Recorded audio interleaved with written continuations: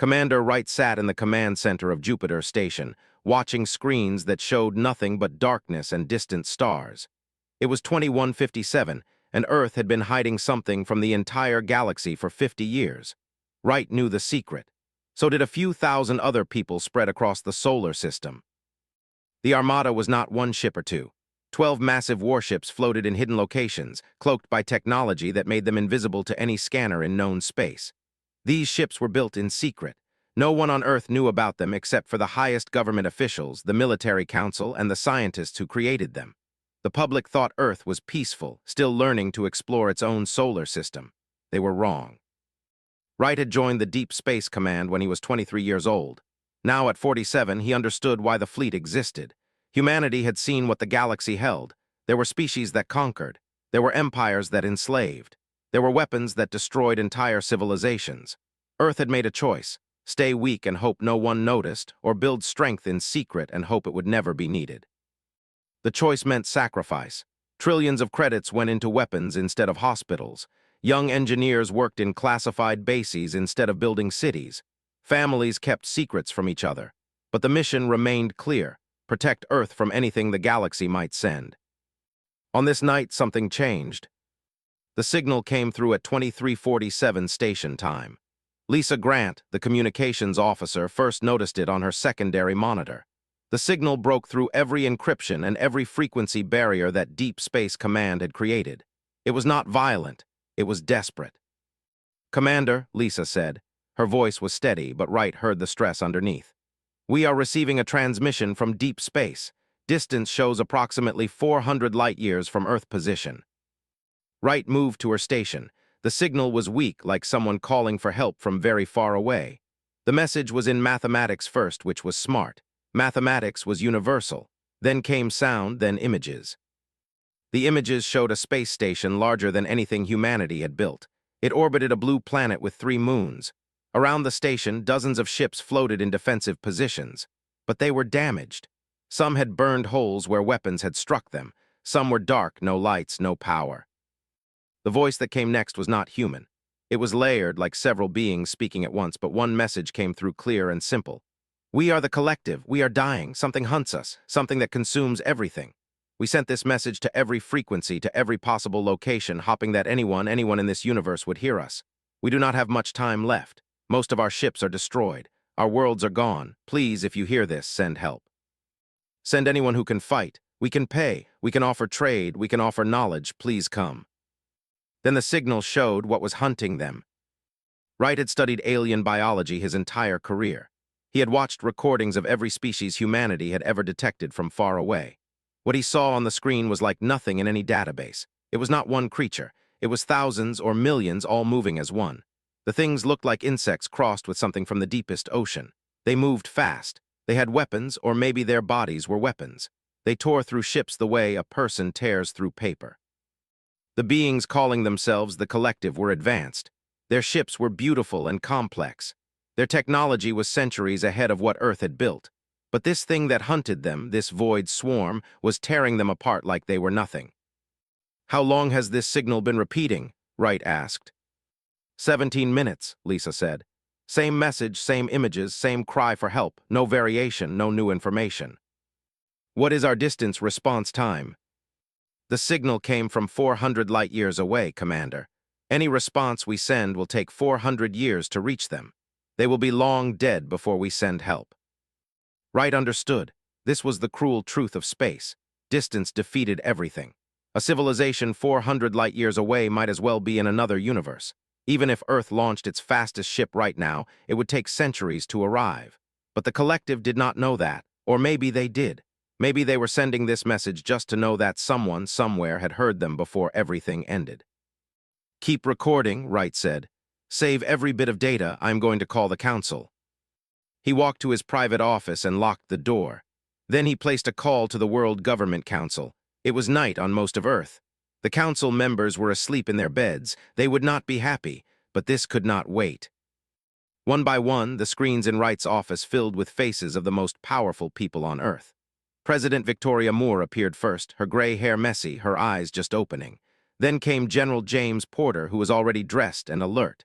Then came Doctor, the head of deep space research. Then came 20 other officials, all with the same question in their eyes. What could be so urgent?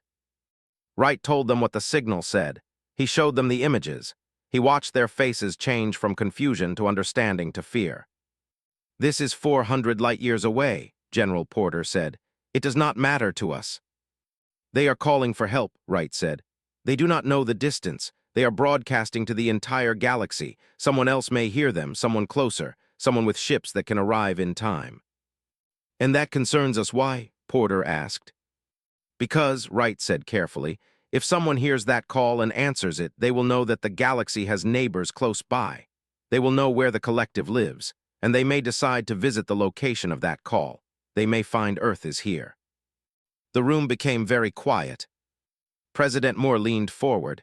"You are saying we have been found?" "Not yet," Wright said. "But our position is known to someone. The collective is broadcasting from a region of space that is not far from Earth in galactic terms. If any civilization in that area has the ability to travel faster than we know is possible, they could find us." "Then we hide deeper," General Porter said. "We do nothing. We let the collective die and we remain invisible." Wright had expected this answer, but he had also made a decision. "No," Wright said, "we answer the call."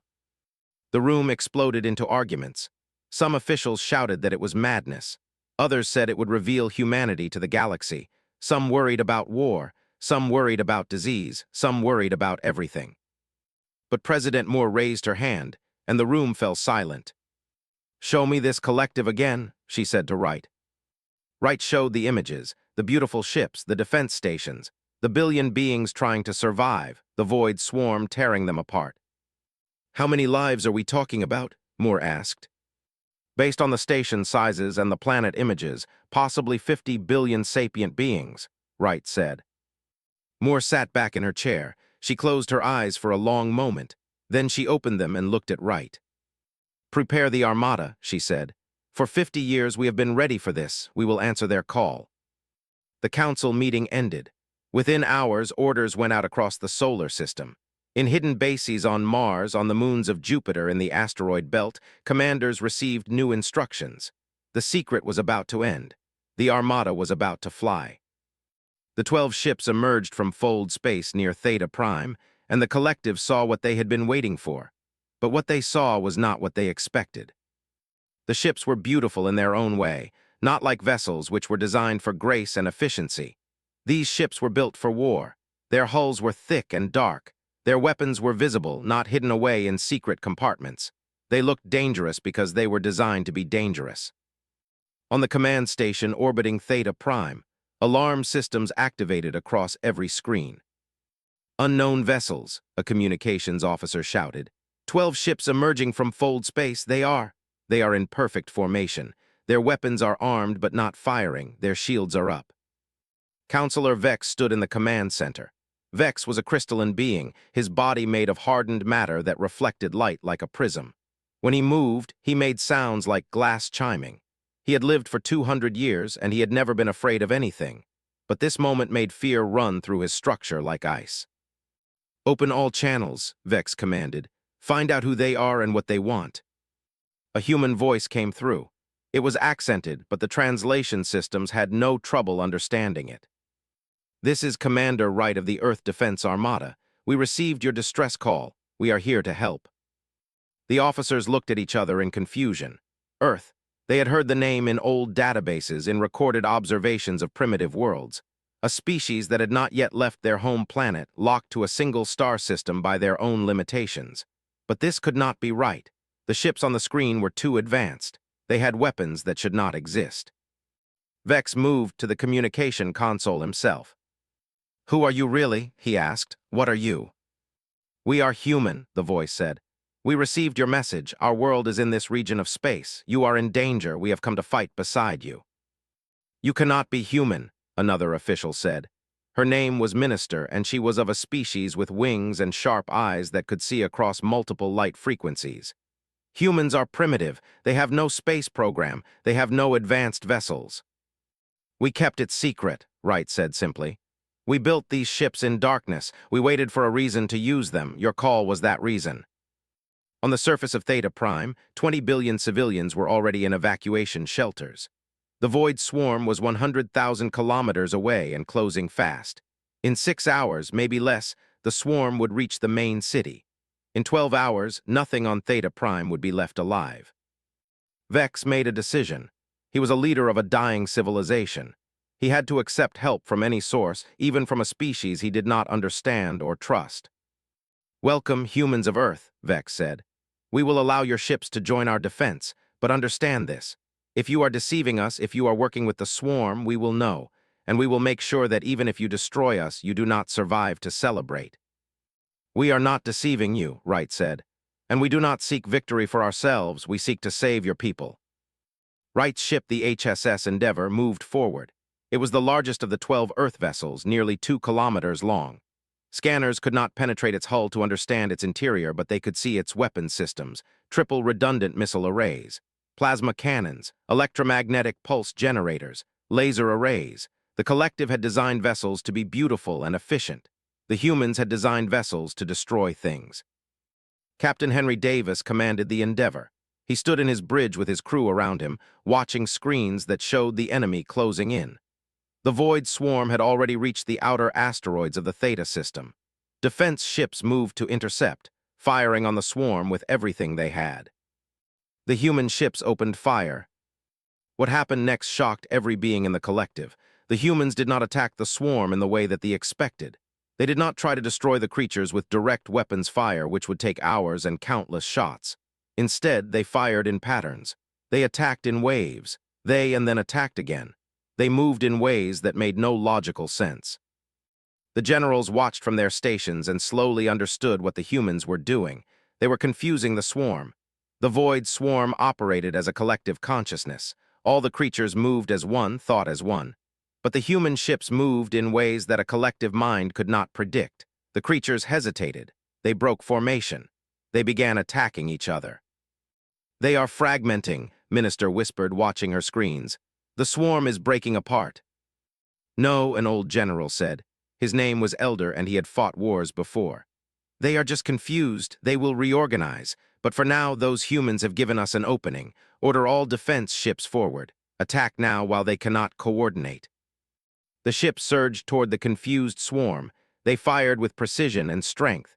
Hundreds of the creatures fell to weapons fire. Thousands. The swarm was still vast, still dangerous, but for the first time in months, the collective was not losing.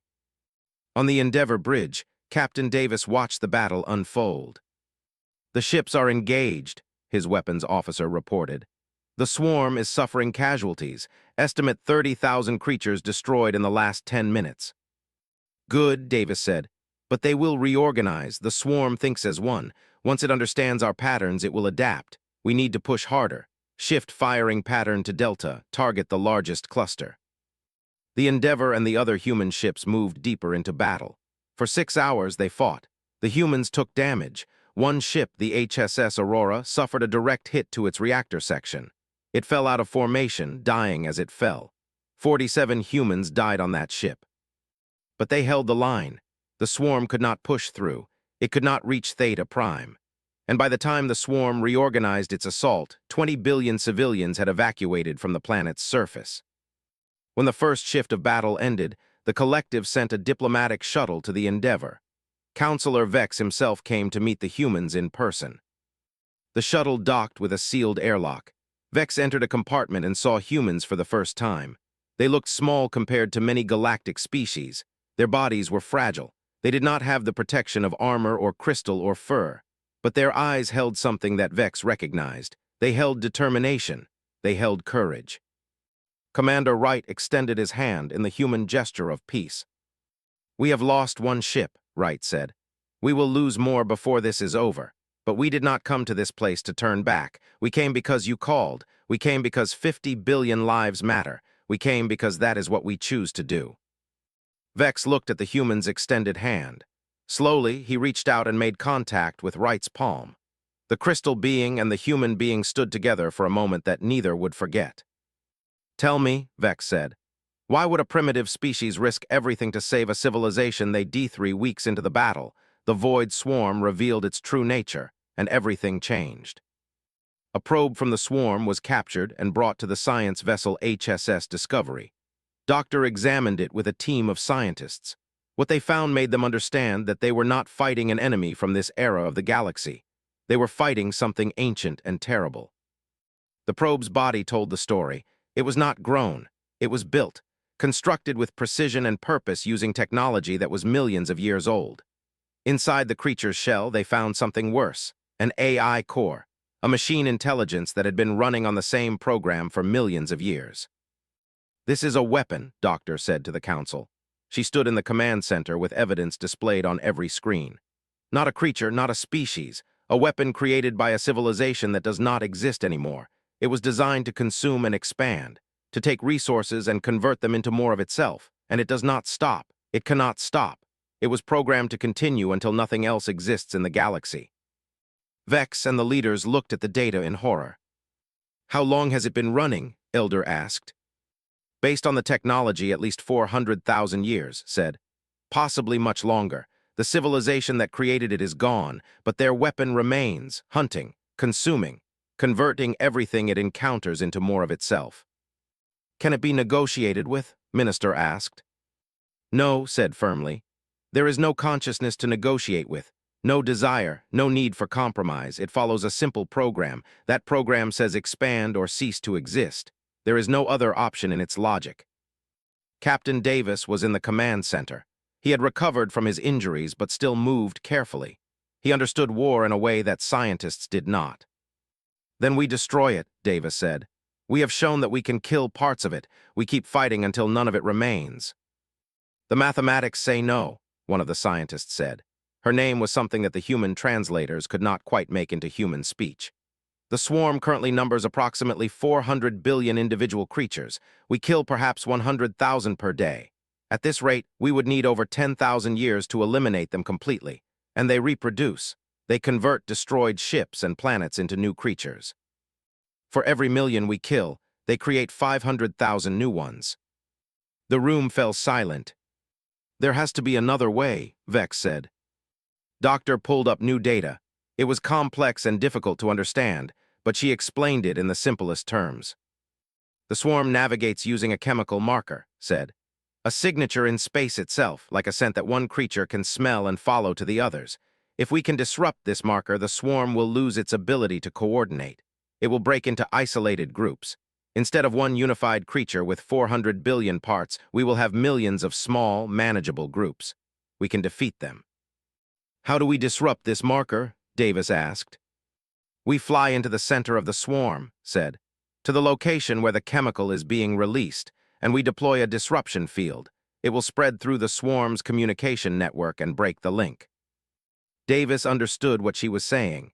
The center of the swarm was also the most protected location. To reach it, a ship would have to fly through hundreds of millions of hostile creatures. A ship would have to survive attacks on all sides. A ship would have to reach a point where no ship should be able to survive. "What are the odds of a ship making it?" Davis asked. 30%, said. "If we send the fastest, most heavily armored vessel, if the crew is willing to face fire that no ship has faced, if they do not hesitate when the creatures come at them from all sides, 30% they reach the center, and maybe 30% they can deploy the device and escape. So overall odds are about 9% of total success." "I will do it," Davis said. "No," Wright said. He had been silent until now, listening. "I will do it. This was my decision to come here. This is my responsibility." "You are the commander," Davis said. "You cannot fly into the swarm. You are too important. The mission here needs your leadership." "Then that is why I have to go," Wright said. "I cannot ask anyone to do what I will not do myself. That is not how I lead." Before Davis could respond, Wright changed his mind. He thought of all the people depending on him. He thought of Earth and the Council that trusted him to make decisions. He thought of the survivors who were looking to him to see them through this crisis. "No," Wright said again. "You are right, Davis. I cannot go, but someone has to, and whoever goes does not come back. We all understand that." "I will go," Davis said. "I have already accepted the risk. I have already accepted the cost. Let me do this thing." The crew of the Endeavor was assembled. Every person on that ship was told what the mission meant. Most of them could die. All of them could die. Only a small chance existed that they would survive. They all volunteered to stay. The Endeavor moved toward the center of the swarm. Behind it, two support ships carried extra weapons and shields. The swarm detected the approach and rushed to defend itself. The creatures came in waves, millions of them, attacking from every direction. The Endeavor's weapons fired continuously. The laser arrays burned away creatures by the thousands. The missiles exploded in clouds of biology and chitin. The plasma cannons left trails of fire. But there were always more coming. "Shields holding," the weapons officer said. "Damage to starboard hull sections. We have lost 3 weapon arrays. Engineering reports we have lost 50 crew members." Davis did not react. He kept watching the path forward, the path to the center of the swarm, the path to the chemical release point. "Keep moving," he ordered. "Do not stop, do not turn back." One of the support ships exploded. Its shields failed under the pressure of too many creatures attacking at once. The ship broke apart, and 100 human beings died with it. "Do not mourn," Davis said to his crew. "Honor them by completing the mission. Keep moving." The swarm was becoming denser. The creatures were stacked on top of each other, piling against the Endeavor's hull. The ship's shields began to fail. Warnings shrieked across the bridge. The crew moved with practiced precision. Damage control teams raced through corridors, sealing breaches, saving lives where they could. The second support ship took critical damage. Its commander ordered the crew to eject. They fired escape pods toward the Endeavor, and Davis ordered them picked up. 70 more survivors made it aboard. The Endeavor itself was bleeding. Sections of the ship were exposed to space. The artificial gravity was failing. The crew was down to half strength. But they reached the center. "Deploy the device," Davis ordered. The disruption field activated. The chemical signature that held the swarm together began to break down. The unified consciousness began to fragment. Creatures that had moved as one began to move independently. The coordination that made them lethal began to dissolve. "Get us out of here," Davis said. "Full power, run." The Endeavor turned and accelerated. The swarm no longer moved as a unified force. The creatures attacked in confusion without direction.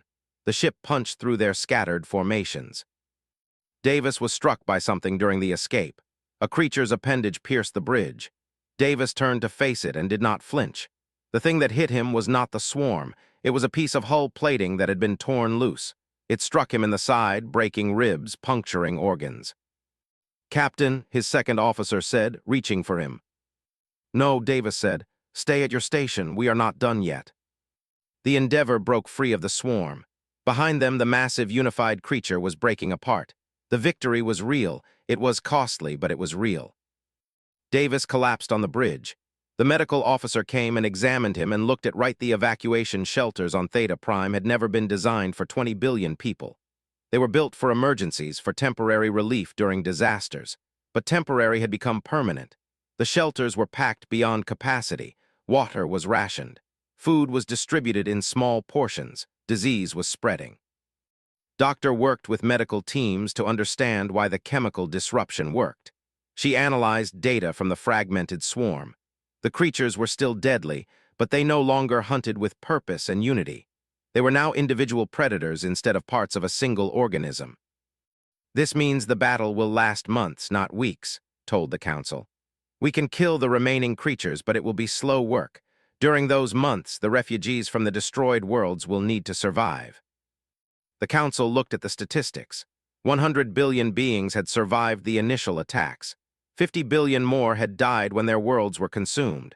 The survivors were now spread across 7 space stations that had never been built to hold more than 1 billion people each. Conditions were becoming desperate. Ministers stood in front of screens showing the overcrowded shelters. Families were sleeping in corridors. Children were crying from hunger and fear. The elderly were giving up their water rations to let young ones survive. "We need to expand the shelters," said. "Build new stations, convert any ship that can be converted into temporary housing." "We do not have the resources," another council member said. His name was difficult to pronounce. Human databases translated it as Council Member Grove. "Every ship we have is needed for defense. Every resource we have is needed for weapons. If we stop producing weapons, the remaining swarm will overwhelm us." "If we do nothing, people will die," said. "Billions of them, not from the swarm, from starvation and disease." They will die anyway, Grove said. The statistics are clear, we cannot save them all. We should focus on saving those who are most useful to the collective. Scientists, engineers, people who can rebuild. Commander Wright listened to the argument. He was present at the council meetings now. The humans had earned that right. The humans had proven their commitment. There is another way, Wright said. The council turned to look at him. We reduce the number of defense ships, Wright said. We keep only what we need to hold the swarm back. We use the rest to move refugees. We send them away from the battle zone to safe space. We give them a chance to survive, to rebuild somewhere else.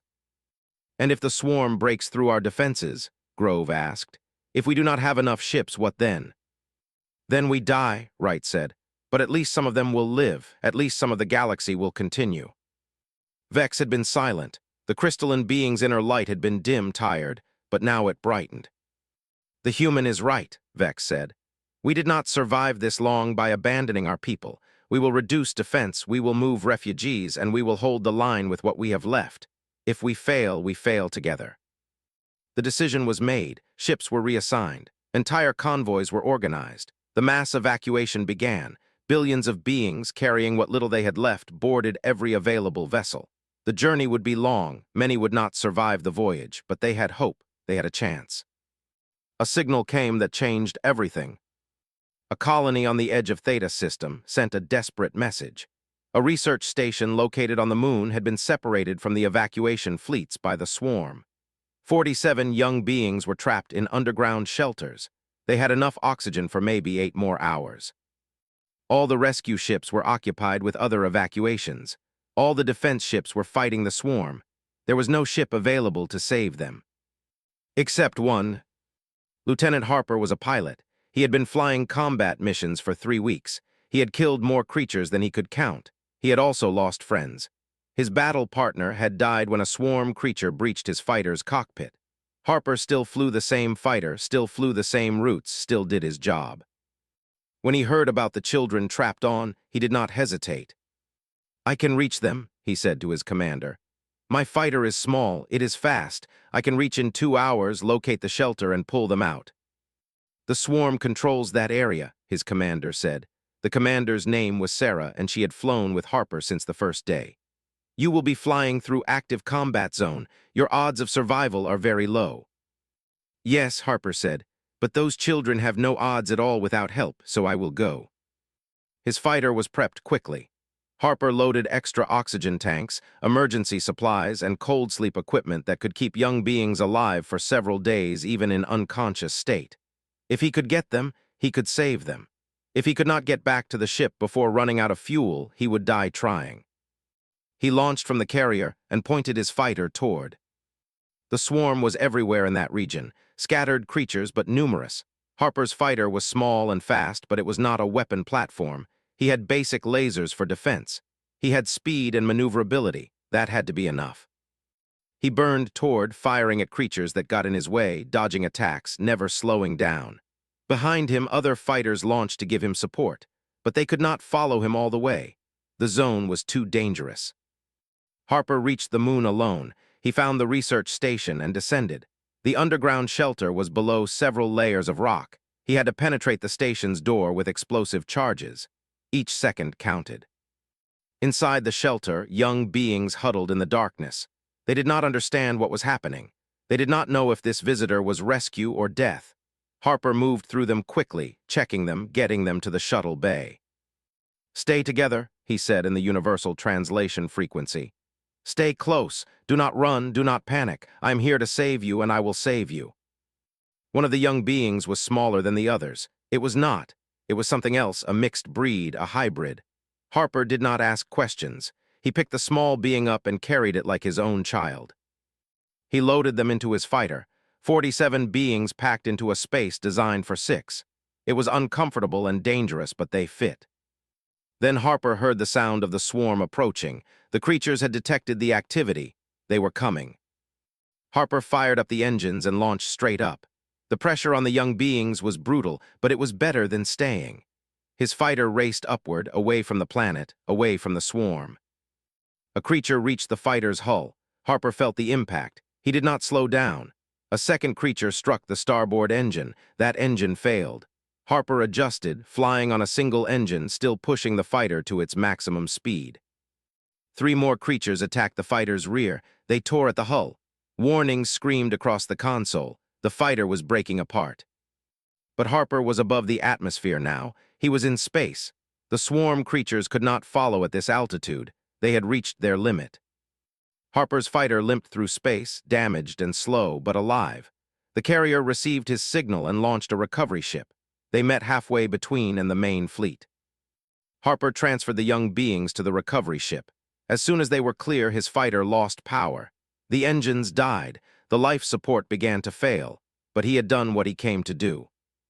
The recovery ship brought him back. Harper was burned and battered. His fighter was a wreck, but the young beings were alive. All 47 were brought to safety. Over the next 3 days, those 47 young beings became famous across the fleet. Images and videos spread from ship to ship. Videos of them being pulled from the darkness. Videos of them reuniting with parents they thought were dead. Videos of the human pilot who risked everything to save them. The message was simple but powerful. Even in war, even in survival, some beings choose mercy. Some beings choose to save the innocent. Some beings understand that protecting the young is the most important mission of all. Commander Wright watched the videos with the council. Vex was silent for a long moment. "This human," Vex said, "this Harper, he did something we stopped doing a long time ago. He risked his life for creatures he did not know. He chose salvation over safety. I thought humans were warriors. I was wrong. Humans are something more." Wright smiled a small smile. "We are both," he said. "We are warriors when we must be. We are healers when we can be. We are humans." The last creature of the Void Swarm fell to weapons fire 4 months after Lieutenant Harper's rescue mission. The final battle took place in a region of space far from any world, far from any civilization. The last scattered piece of the ancient weapon, the last remnant of a creature that had hunted for millions of years, died alone. The galaxy was silent for a moment after that victory. Then everywhere at once, beings began to celebrate. On Theta Prime, survivors emerged from shelters and looked at skis that no longer burned. On refugee ships, parents held their children and wept. In war rooms and command centers, soldiers finally allowed themselves to rest. Captain Henry Davis recovered from his injuries slowly. The piece of hull plating that had struck him had done serious damage, but human medicine and medical technology combined could fix even that. Davis spent 3 months in recovery, and then he got out of his medical bed and returned to duty. "You are not well enough," his medical officer said. "I am well enough," Davis replied. "My crew is still working. I work too." The collective assigned the task of reconstruction to the humans and to the leadership together. Wright did not refuse. The Armada that had come to fight became the Armada that helped rebuild. The 12 ships of Earth stayed in space, docked at stations, and their crews worked side by side with the survivors. Doctor worked with scientists to examine the Void Swarm technology. They wanted to understand it completely, to make sure that no one could ever create such a weapon again. Uncovered the ancient language of the Swarm creators. She found records of a civilization that had built weapons to protect themselves, and those weapons had turned on them and destroyed everything. "This is what happens when you create weapons without creating wisdom," said to the council. "This civilization created something they could not control, and then they were gone, but their weapon remained. That is the true danger of weapons, not that they are used against enemies, but that they can become masters instead of servants." Minister looked at the human scientist with respect. "What do you suggest?" asked. "We destroy all of the swarm's genetic templates," said. "We erase all the knowledge of how to create it. We make sure that any future generation will not have to face this again." The decision was made. The knowledge of the Void Swarm, its biology, its creation, all of it was sealed in vaults that could not be opened. The coordinates to where it was created were erased from all databases. The threat was gone, and it would stay gone. But while the scientific work happened, the real change was happening on the refugee ships. The 47 young beings rescued by Lieutenant Harper became living symbols of something new. Their image spread across the galaxy. A human pilot risking everything to save young creatures he did not know. A commander who answered a call for help from across the universe. A crew that chose to save lives instead of only fighting. 300 years of history had been based on fear. Fear of the universe, fear of other species, fear that everyone was a potential enemy. The Void Swarm had proven that fear was justified, but the humans had proven something else. They had proven that compassion was also justified, that cooperation was possible, that sacrifice for others was real. News ships from civilizations that had never heard of Earth began to arrive at Theta Prime. They came from the outer regions of known space. They came with questions. "Are you the humans?" they asked. "Are you the species that answered a distress call from across the galaxy?" "We are," Wright said. "We are not special, we are not perfect, we are humans. We made a choice to help, and we came." The news spread faster than any ship could travel. Within weeks, messages were arriving from dozens of new civilizations. Some wanted to know if Earth would help them. Others wanted to know if they could trade with Earth. A few wanted to know if humans would teach them how to build ships like the ones the Armada commanded. Wright answered each message with the same truth: Earth had come out of hiding. Earth was no longer secret. Earth was now part of the galaxy. Captain Davis was assigned to lead the first diplomatic missions. He visited worlds that had never known that humans existed. He showed children to worlds and told the story of Harper's rescue. He showed alien engineers the basic designs of human ships. He opened doors that Earth had kept closed for 50 years. The world government of Earth made a decision. It established the Interstellar Congress, a place where humans and other species would meet as equals. The first session was held on a neutral station in space. Representatives came from 17 different civilizations. Some had reached out in friendship. Others had come out of curiosity. A few had come because they feared what humans might do next. Commander Wright gave a speech to open that first Congress. It was simple, it was direct, it changed everything. "We are humans," Wright said to the gathered delegates. "We come from a world that is smaller than most. We have fewer ships than most. We have less technology than most. But we have something that we believe matters. We have the choice to help others. We have the choice to answer when someone calls for help. We have the choice to protect the innocent and the weak. And we will continue to make these choices." He paused. "We do not want to rule over you. We do not want your resources. We do not want power. We want partnership. We want to learn from you. We want to build something together that is greater than any of us alone. We want to be part of this galaxy. We want to be good members of it." The speech lasted only 3 minutes, but it changed how the galaxy thought about humans. The image of what humans were shifted. They were no longer primitive. They were no longer hidden. They were warriors and builders and healers and protectors. Over the following months, more civilizations reached out to Earth.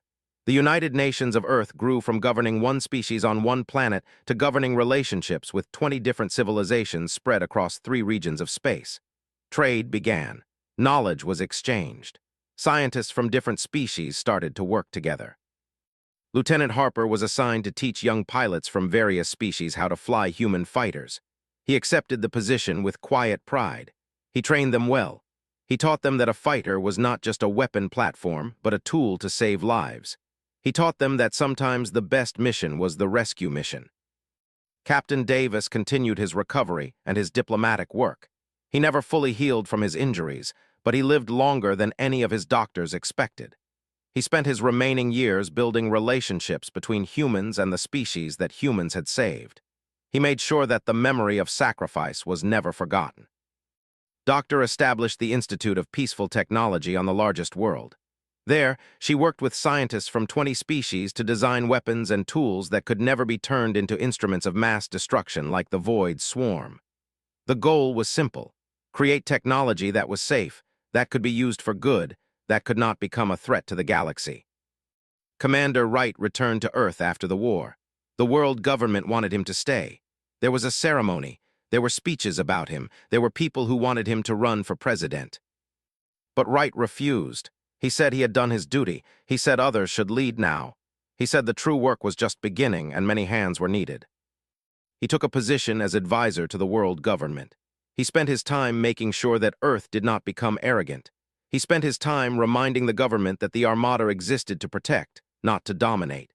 He spent his time teaching young people that compassion was not weakness, that sacrifice was not failure, that helping others was what made a civilization worth having. 3 years after the final victory against the Void Swarm, the first Human-Alien Joint Military Academy was opened. Young humans trained alongside young and other species. They learned tactics together. They learned to trust each other. They learned that beings from different worlds could work as one. The statue that was built to honor the unknown victims of the Void swarm showed a human holding an alien child. It was not named for any specific person. It was named for the principle that all the dead had died for, the principle that innocent lives matter, the principle that protection of the weak is the duty of the strong. The galaxy was changing. Slowly, carefully, it was learning to be a place where cooperation was possible, where beings from different worlds could choose each other as partners instead of enemies, where a distress call from one civilization could bring help from another, from across the vast darkness of space. And it had all begun because one species, humans, had made a choice. They had chosen to answer a call for help. They had chosen to risk everything to save beings they did not know. They had chosen to believe that the galaxy was worth saving. On Earth, in the council chambers, the original message from the collective still played on a screen. The desperate voice calling out into the darkness. The plea for help from a dying civilization. And next to it, another recording played. The response. The simple words of Commander Wright speaking for all of humanity. "We heard you, we came, we are here." That message, more than any weapon, more than any ship, more than any technology, had changed the universe. Because in a galaxy full of darkness and danger, a small species from a small world had proven one truth. Someone was listening. Someone cared. Someone would answer. The age of human isolation had ended. The age of the Armada had become the age of alliance, and the galaxy was never the same again. We can choose between these things, and sometimes the hardest choice of all is to choose hope when everything says we should choose fear. The evacuation continued. The swarm was systematically hunted down and destroyed, and slowly the galaxy began to change. The change started with 47 young beings who were rescued from darkness and brought into the light. The change started with one pilot who believed that saving lives was worth dying for. Through the communication system. "He is alive," the doctor said. "But barely. We need to get him to the medical bay immediately." Davis was carried to medical. The Endeavor jumped to fold space to rejoin the ships, and in the space they left behind, the Void swarm continued to break apart. The scattered creatures were still dangerous, still hungry, but they were no longer unstoppable. They could be defeated now. The galaxy could survive. "Oh, not no." Wright smiled a small smile. "We are not primitive anymore," he said. "And we are learning that the galaxy is not as empty as we thought. The question is not why we came. The question is why we would have not come. That would have been the real mistake." Vex understood. Whatever he had believed about humans before, it was wrong. These beings were warriors. These beings were partners. These beings were family now, whether the collective wanted it or not. The battle would continue. The swarm was vast and would not stop. But for the first time, the collective was not alone. They had found allies from the edges of known space. They had found humans, and humans, it seemed, kept their promises. Wright stood at the observation window of Jupiter Station and looked at the stars. Somewhere out there, 50 billion beings were dying, and Earth, secret no longer, was going to answer them. The age of hidden humanity had ended. The age of the Armada had begun.